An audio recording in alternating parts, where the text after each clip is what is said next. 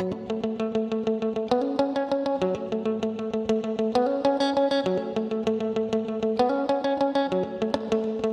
everyone, Petalisbless here. I'm coming on today to share with you how I made these two lovely gold decor for your home. Alright, so I have this vase here that I got from the Dollar Tree and I sectioned it off with some painter's tape, and I am going to paint it with some of this paint here. How's everyone doing? Your girl is a little bit on the off side these past few weeks. I haven't been feeling too well, and the meds that they give me have me sleeping a lot, OMG. But you know, whenever I'm up, I like to do my crafting, my DIYs, make me feel good, so that's what I'm doing.